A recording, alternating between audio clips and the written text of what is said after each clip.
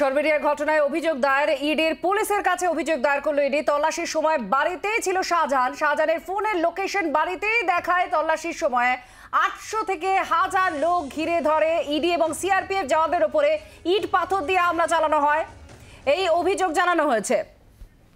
পিয়ালি আমাদের সঙ্গে রয়েছেন, আমাদের প্রতিনিধি। পিয়ালি, কি জানানো হয়েছে এক্স্যাক্টলি ইডি যে পুলিশকে অভিযোগ করেছে?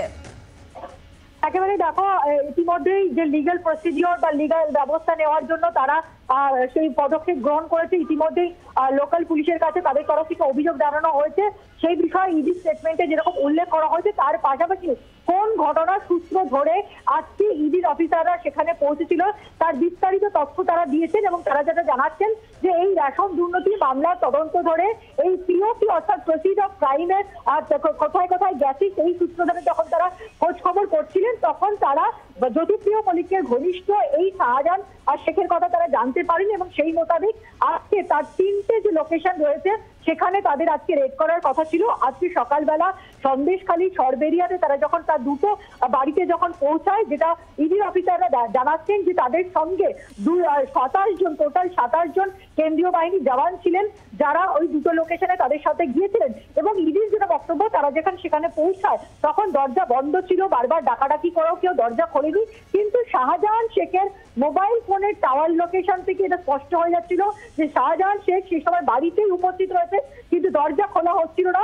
এরপরে ইডির অফিসাররা যখন দরজা খোলার চেষ্টা করছিলেন, সেই সময় তারা লক্ষ্য করেন যে উইদিন ৮ ঘন্টার মধ্যে ৮০০ থেকে ১০০০ জনের একটি মব তাদের দিকে তেড়ে আসছে।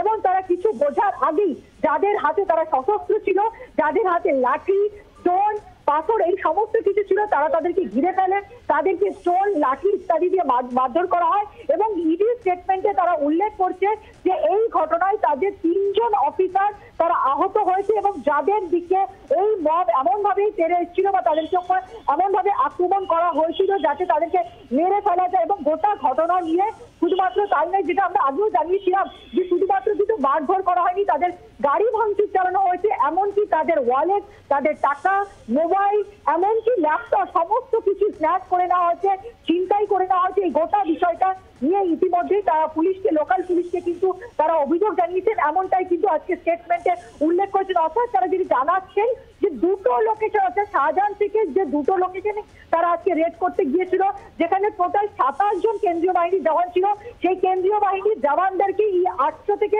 ১০০০ জনের যে মব, তারা কি কার্যত একেবারে তাদের দিকে তেড়ে আসে এবং তারা লিখছেন যে মেরে ফেলারই উদ্দেশ্য ছিল এবং তাদের বাড়িতে ভাঙচুর চালানো হয়, তাদেরকে ঘেরাও করা হয়। মানে গোটা ঘটনার একেবারে বিস্তারিত তথ্য দিয়ে কিন্তু ইডির তরফ থেকে বিবৃতি জারি করা হয়েছে। পিয়ালি, তুমি যেটা বললে যে মেরে ফেলার উদ্দেশ্য ছিল, এটাও কি বিবৃতিতে উল্লেখ করা হয়েছে?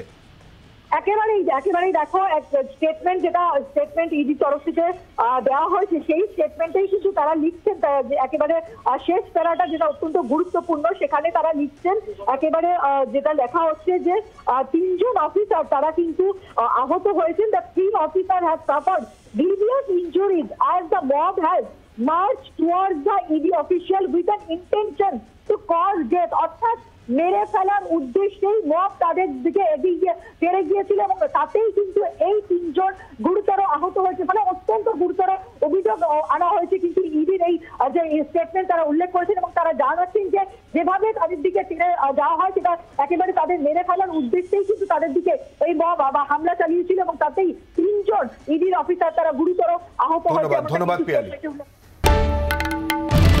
বাংলার আওয়াজ, বাঙালির আবেগ, জি ২৪ ঘন্টা।